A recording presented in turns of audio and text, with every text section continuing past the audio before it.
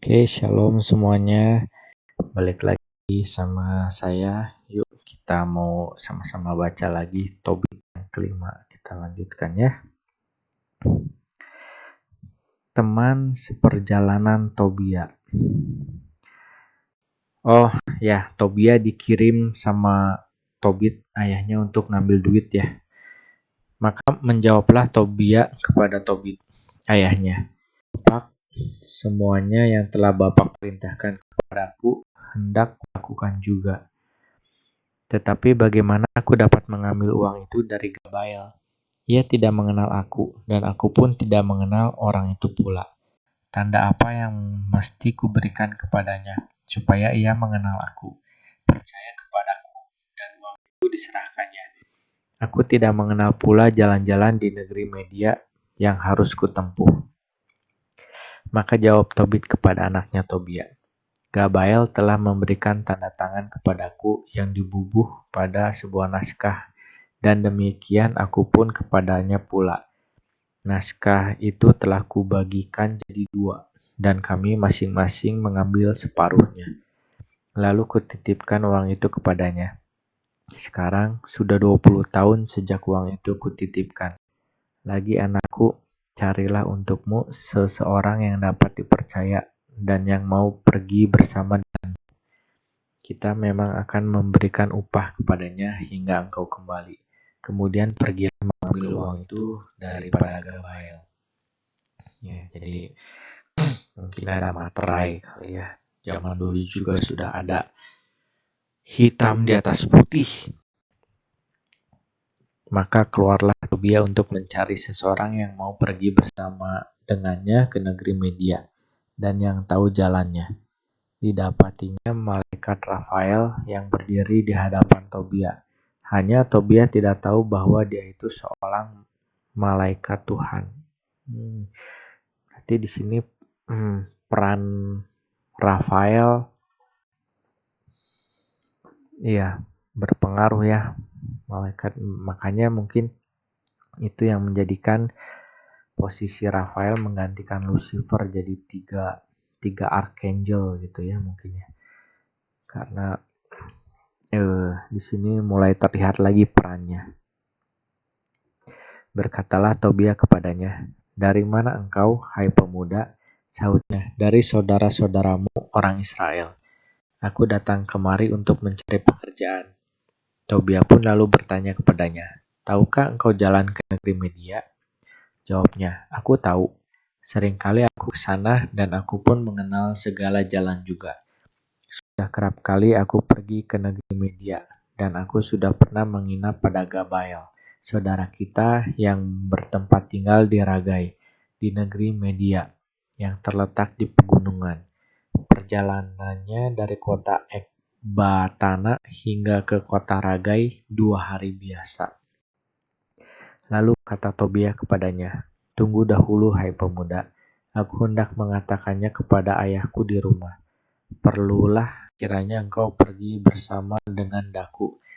Upah pun akan kuberikan kepadamu juga." Sahut Rafael kepadanya, "Aku akan menunggu, tetapi jangan lama-lama." Maka Tobia masuk dan memberitahu ayahnya Tobit, katanya, "Sudah, Pak, aku sudah mendapat seseorang dari antara saudara-saudara kita orang Israel."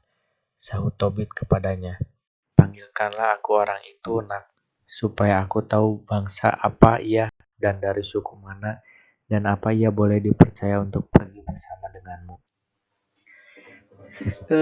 Masih soal penulisan ya. Selain kok agak mirip dengan kitab yang lain itu, saya juga ngerasa ini kayak novel zaman dulu ininya ya, bahasanya ya, tata bahasanya, itu kalimat-kalimatnya itu kayak novel zaman dulu. Saya juga pernah baca kan, kayak si Jamin dan si Johan gitu, saya pernah bikin videonya.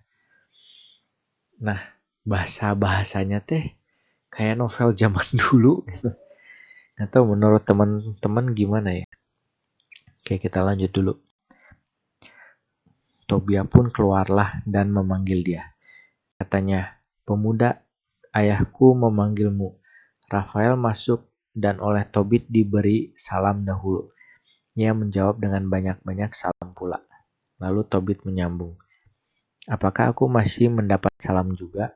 Aku ini orang yang rusak matanya, dan cahaya langit tidaklah kulihat. Melainkan duduklah aku dalam kegelapan seperti orang mati yang tidak memandang cahaya. Hidupku berada di tengah-tengah orang mati. Suara manusia ku dengar, tetapi mereka tidak kulihat." Sahut Rafael kepadanya, "Tetapkan hati, penyembuhan dari Allah sudah dekat. Tetapkan hati." Lalu Tobit berkata kepadanya, "Anakku Tobia mau pergi ke negeri Media. Adakah engkau dapat pergi bersama dengannya dan mengantar dia? Dan lagi, saudara, engkau akan kuberi upahmu juga." Sahut Rafael, "Aku mau pergi bersama dengannya. Semua jalan ku kenal baik-baik. Sudah sering kali aku pergi ke negeri Media dan menjelajahi dataran-dataran dan pegunungannya. Segala jalannya ku ketahui." Tobit menyambung pula, "Saudara dari keluarga mana dan dari suku mana? Nyatakanlah kepadaku, saudara." Bener, kayak novel zaman dulu itu loh ininya, gaya bahasanya. Oke, ayat 12. Saud Rafael, "Apa perlunya suku itu?" Tobit pun lalu berkata kepadanya, "Aku hanya mau tahu kebenaran saja, siapa engkau dan siapa namamu." Sahut Rafael, "Aku ini Azaria bin Ananias yang besar, seorang saudaramu." Oh, ini ya, menyamar agen rahasia. Maka Tobit berkata, "Selamat datang saudara, dan banyak salam. Jangan kecil hati saudara, karena aku ingin tahu kebenaran tentang keluargamu.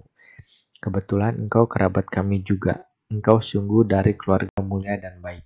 Ananias dan Nathan, kedua anak Semeya yang besar ku kenal. Bersama dengan aku, mereka dahulu pergi ke Yerusalem dan bersembah sujud di sana. Mereka tidak menyimpang dari jalan yang baik. Saudara-saudaramu sungguh-sungguh orang yang baik.